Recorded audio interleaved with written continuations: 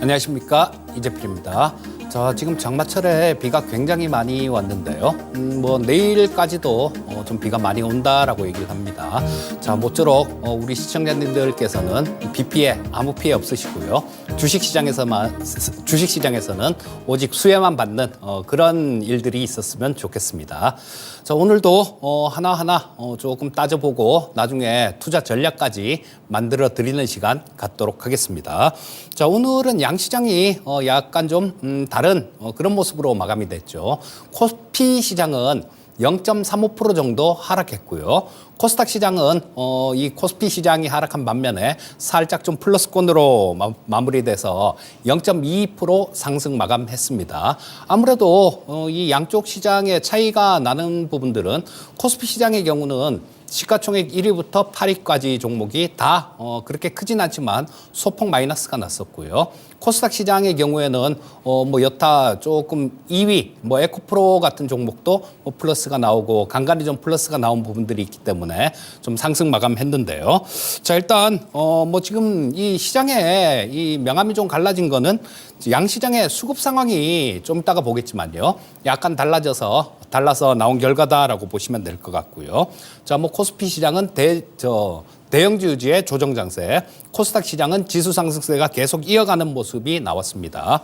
자, 그리고 뭐 오늘 시장의 특징적인 부분들을 간략하게 보면 이 반도체 섹터들이 소부장 섹터들 이런 쪽이 여전히 강세를 이어갔는데요. 자, 오늘은 그 이전까지는 그 후공정 쪽들 뭐 패키징이나 뭐 검사 이런 쪽이 움직였다라면 강하게 움직였다라면 오늘은 이 전공정 반도체 장비 쪽으로도 조금 순환매가 도는 모습이었습니다. 자, 그리고 AI 관련주들 알체라가 상한가를 갔죠. 뭐 인천공항의 스마트 시스템, 스마트 통과 시스템 이런 것들을 조금 사업에 참여를 하게 됐다라는 그런 소식 때문에 상한가를 가게 됐는데요. 자, 이런 부분들은 지금 중국 같은 경우는 이 안면 인식 시스템이 굉장히 많이 발달돼 있다라고 얘기를 합니다. 뭐 예를 들면 어떤 사람이 담배꽁초를 탁 버렸는데 좀 있다가 문자가 온답니다. 너 담배꽁초 버렸으니까 벌금 내. 이런 식으로요. 자, 이 인천공항에 이 스마트 패스 시스템이 적용이 되게 되면 뭐 일일이 안면 얼굴 대조를 안 하고요. 그냥 뭐 항공권이나 뭐 이런 거 없이도 그냥 통과할 수 있는 그런 부분들이 적용될 수 있으니까 뭐 상당히 좀 획기적인 그런 시스템이다라고도 볼 수 있을 겁니다. 자, 그리고 뭐 우크라이나 재건 관련주들 이런 쪽도 상당히 좀 강한 모습을 보였고요.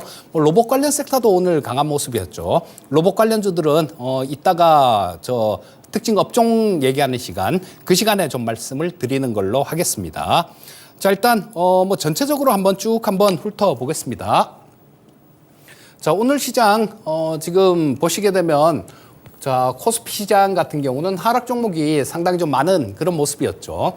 코스닥 시장 같은 경우는 상승 종목이 많았습니다. 근데 요게 아침에 시작할 때까지만 하더라도 이 하락 종목이 1000개가 넘었어요.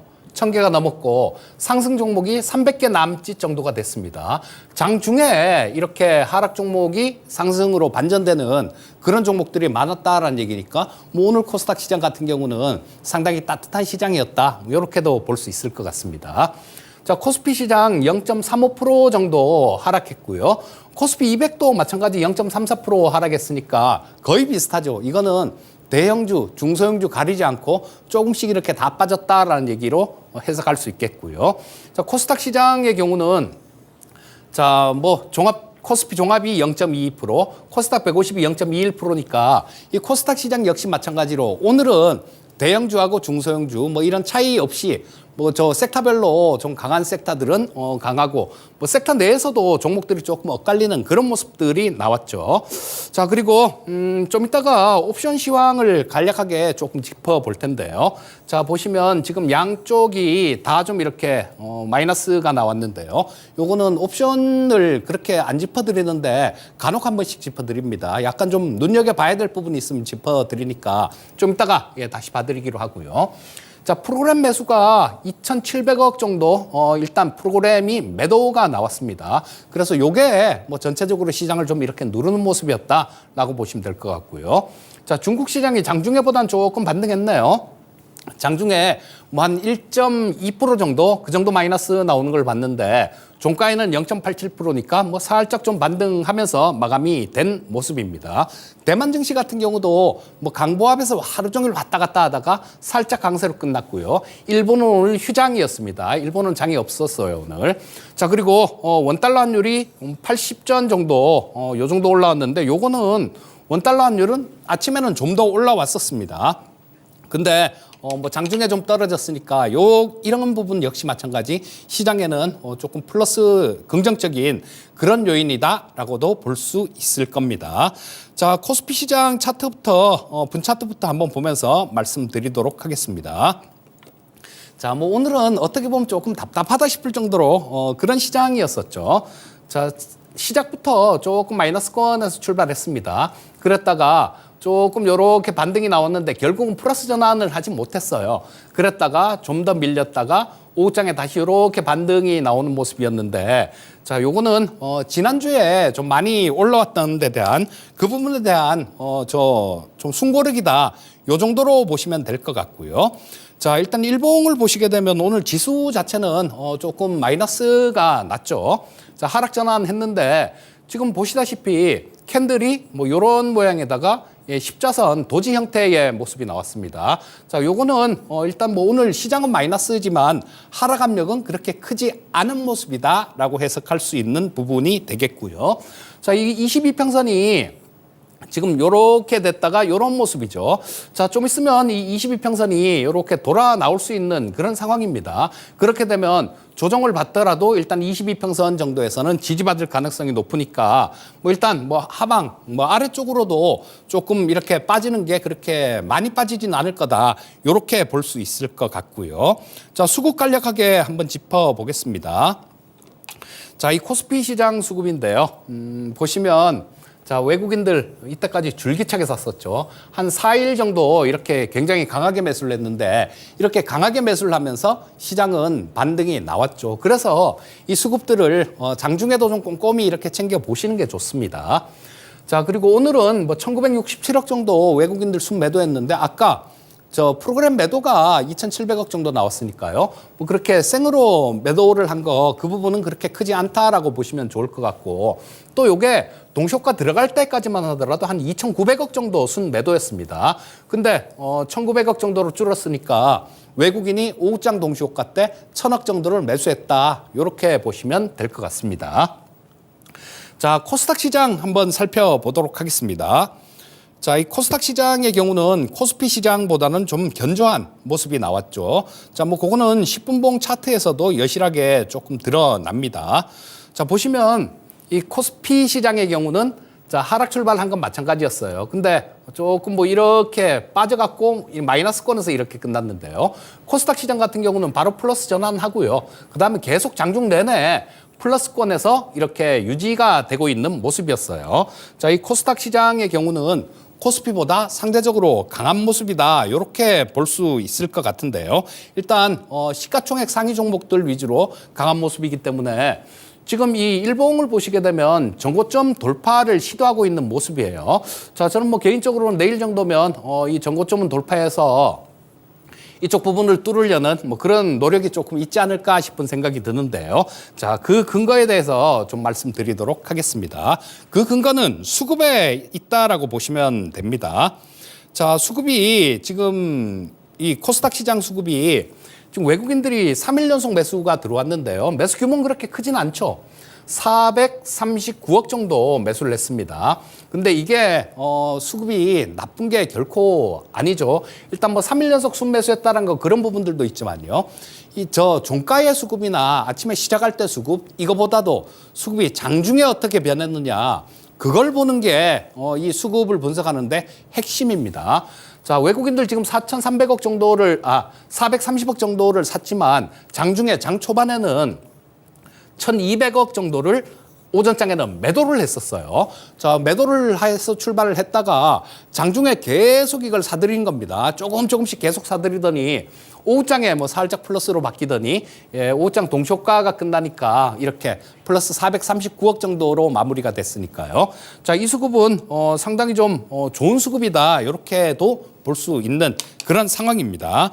자, 이제 파생시장을 간략하게 좀 살펴보도록 하겠습니다.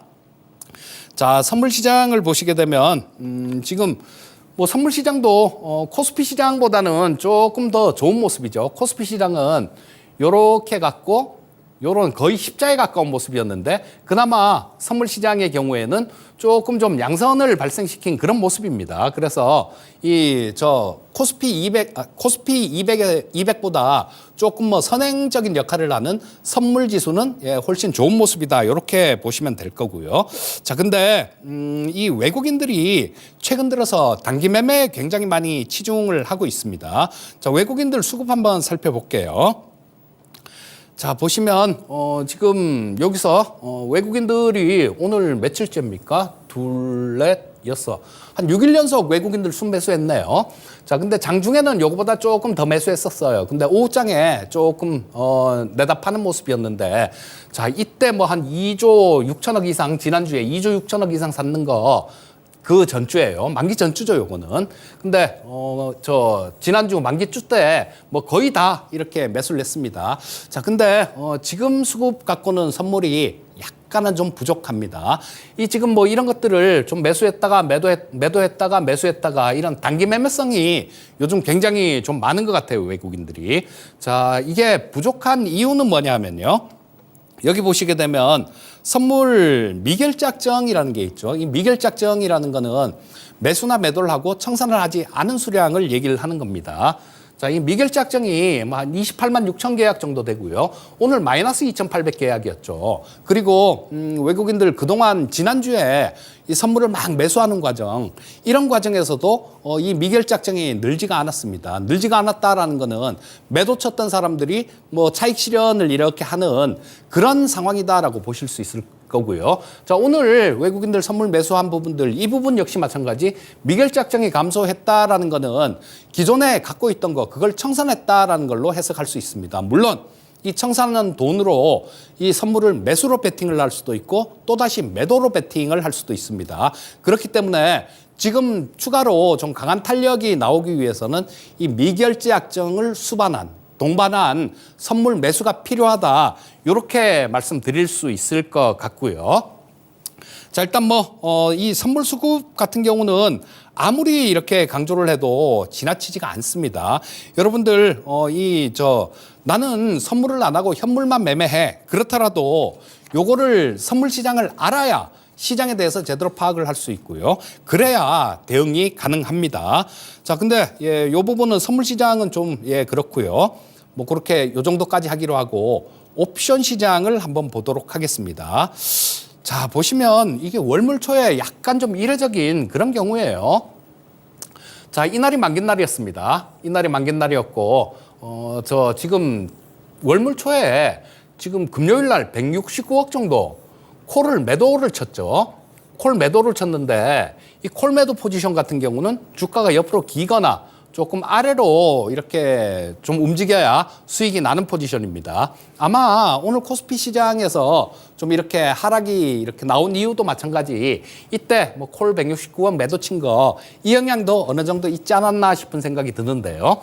자, 지금 뭐 월물 초기 때문에 그렇게 크게 신경을 안 써도 되는데 그 지난주 월요일 날 명인들을 복귀하면서 제가 뭐 반등 나올 겁니다 이렇게 딱 잘라서 말씀을 드렸죠.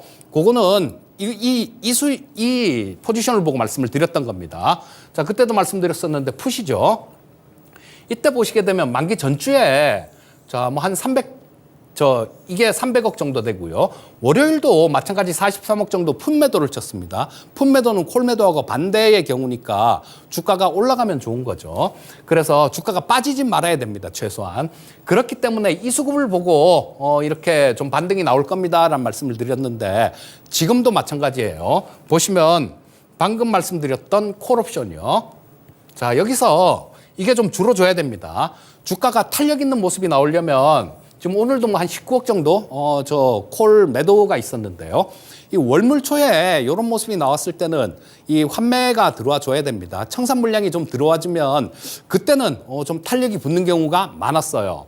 자, 그러니까 지금 이번 주에 좀 이렇게 봐야 되는 그런 부분이다라면 이 외국인들이 콜 쪽에서 얼마나 좀 강하게 콜 매수가 들어오면서 이 부분을 청산을 하느냐, 아마 그게 시장을 판단하는 가장 중요한 키가 된다라고 보시면 될 것 같습니다.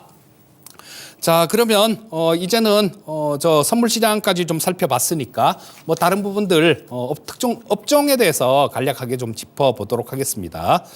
자, 오늘 움직인 섹터가 꽤 좀 많았었죠. 뭐 아까 살펴봤듯이 뭐 저 반도체, 전공중 업종들 이런 것들도 좋았었고 AI 쪽도 좋았었고요. 근데 여러분들 AI 쪽 같은 경우도 이게 뭐 세상을 바꾸는 물건이 맞아요. 우리나라 같은 경우는 미국이나 중국에 비해서 이 AI 쪽이 상당히 좀 많이 떨어져 있습니다. 그래서 이런 부분들도 아마 정부에서는 굉장히 적극적으로 투자를 하려고 할 거고요.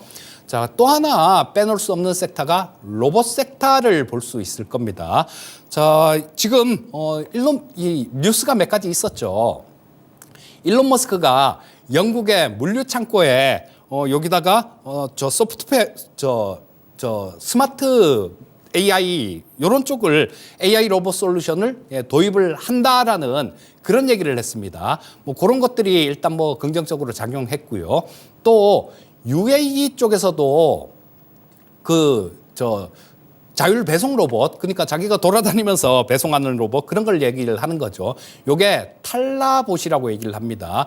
요거를 시범 운영 사업을 한다라는 그런 발표를 했어요.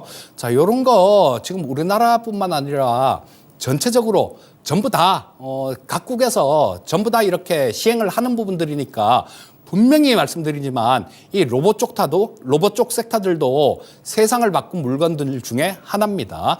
자, 2차 전지 섹터들, 전기차 섹터들은 뭐 지금 급등한 종목들도 많이 나왔고요. 추세로 몇 년 동안 움직인 종목들도 많이 나왔습니다. 근데 이 로봇 쪽 같은 경우는 올해 1월 달부터 좀 움직였죠. 그 전까지는 움직이진 않았는데요. 아직까지도 뭐 실적 부분들, 이런 부분들이 제대로 찍혀 나오지가 않기 때문에 뭐 그런 모습이 나오는데, 자, 요런 쪽에서도 정말 크게 대박이 날 수 있는 그런 종목들이 있을 겁니다. 자, 첫 번째 보이는 그림은 레인보우 로보틱스인데요.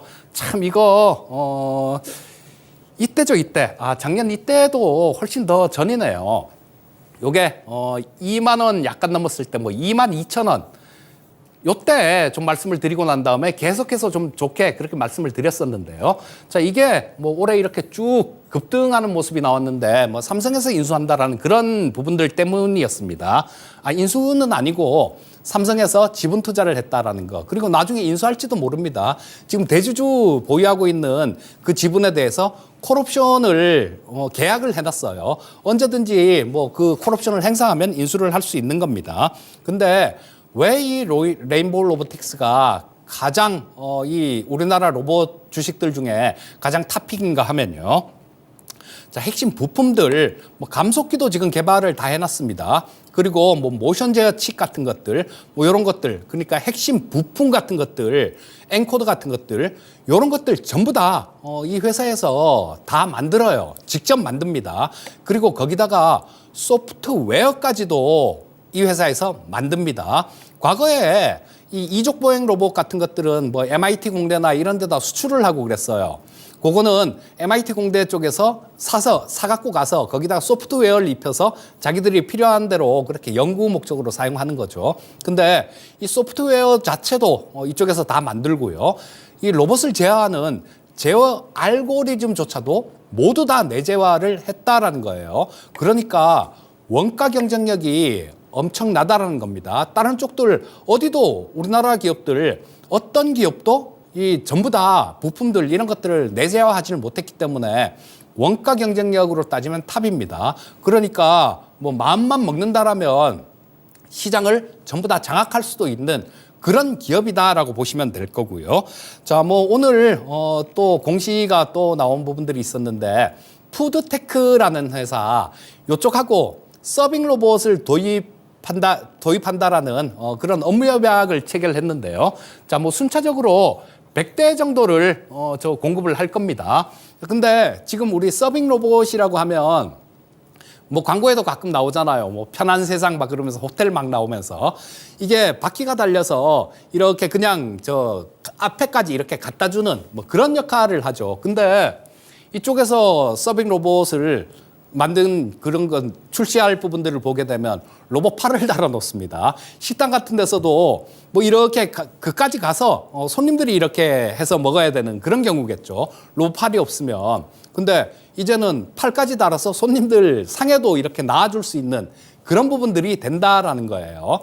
자, 그래서 그런 기술들 이런 것들 하나하나가 전부 다 회사에서 다 내재화가 돼 있으니까 소프트웨어까지 다 내재화가 돼 있으니까 가능한 겁니다.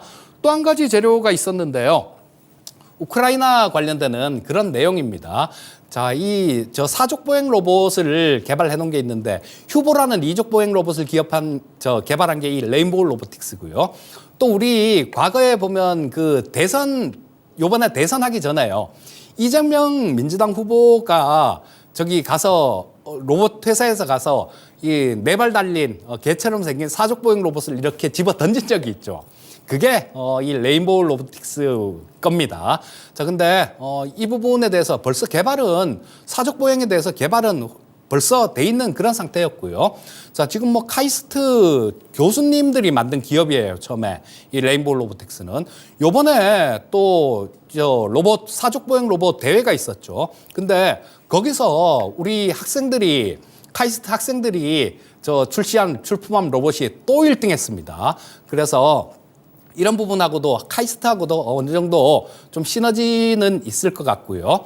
그런 부분들이 있었습니다. 뭐냐 하면 우크라이나에 그런 게 있었죠. 지금 지뢰 탐지하는 로봇 이런 것들을 지금 대량으로 공급할 가능성도 있다라는 겁니다. 자, 그 로봇 개는 만들어 놓은 거고 거기다가 팔을 하나 더 다는 거죠. 팔을 하나 더 달아서 이걸로 지뢰를 뭐 탐지할 수 있고 그런 부분으로 활용하는 겁니다. 자, 그래서 이런 부분들 뭐 군용 로봇 같은 경우는 현대로템하고 업무협약 작년에 체결하면서 이 사족 보행 로봇을 군용으로 개발하겠다라는 그런 얘기는 벌써 있었으니까요. 뭐 아마 현실화되는 것도 전혀 불가능하지는 않겠다라고 보시면 될 것 같습니다. 다음은 RS 오토메이션인데요. 이 RS 오토메이션은 삼성전자 메카트로닉스 사업부에서 출발한 그런 기업이에요. 자, 그리고 뭐 삼성전자에서 나온 그런 기업이기 때문에 아무래도 삼성전자하고 굉장히 많은 관련이 있는 그런 회사입니다. 실제로 삼성전자 생산기술연구소하고 로봇 컨트롤러를 개발을 한 이력이 있습니다. 그리고 지금도 꾸준하게 삼성전자에 그렇게 크진 않아요. 한 4,50억 정도씩 로봇 제어기를 공급하고 있는 기업입니다. 자, 그렇기 때문에 차세대 제어기를 지금 개발 중인데요. 자, 이 차세대 제어기가 좀 개발이 되게 되면 상당히 좀 좋은 그런 기업으로 탈바꿈하지 않을까 싶은 생각이 들고요. 자, 아까 레인보우 로보틱스 같은 경우는 저 역시도 지금 보유하고 있는 거는 팔 이유가 없습니다. 그냥 끝까지 들고 가시면 되는 거고, 지금 새로 매수하기는 작년에 2만 원대 초반이었는데 지금 10만 원 가까이 하는데 새로 매수하세요. 이런 얘기 말씀 못 드리겠고요. 자, 이 RS 오토메이션 같은 경우는 로봇 관련 부품들, 이런 것들 쪽으로 좀 강점이 있는 그런 기업이니까 이런 것들도 한번 좀 살펴보면 나중에 좀 괜찮지 않을까 싶은 생각이 드니까요.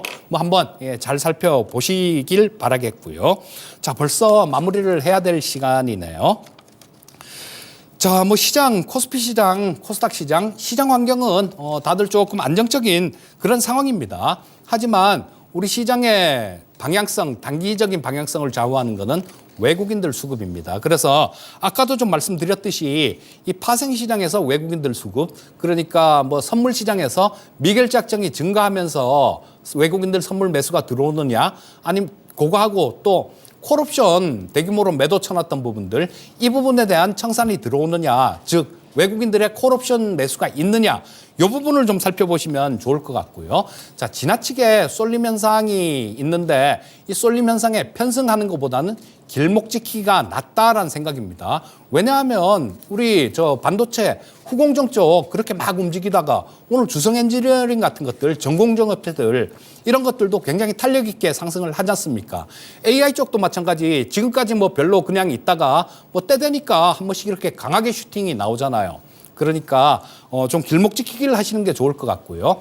자, 지금 실적 발표 시즌입니다. 실적 호전주들 중에서 흙 속에 묻혀 있는 진주를 찾으려는 노력이 필요합니다. 자, 뭐 후보가 될 수 있는 종목군들 같은 경우는 아무래도 뭐 미래 저 세상에 맞는 그런 종목 쪽이 후보가 될 수 있겠죠. 거기다가 실적을 겸비한 종목들 찾으시면 될 것 같은데 뭐 이 부분에 대해서는 이따가 저녁에 야인시대에 출연하니까요. 그때 한 번 더 말씀을 드리기로 하고요. 뭐 시장 뭐 그렇게 크게 많이 걱정하지 마시고 좀 이렇게 하락하는 조정받는 그런 모습이 나오면 또 재차 반등이 나올 수 있으니까 그 부분 참고하시고 투자하시면 좋을 것 같습니다. 자, 뭐 오늘도 시간이 다 됐는데요. 여기서 좀 인사드리기로 하고 저는 저녁에 야인시대에 또 뵙도록 하겠습니다. 감사합니다.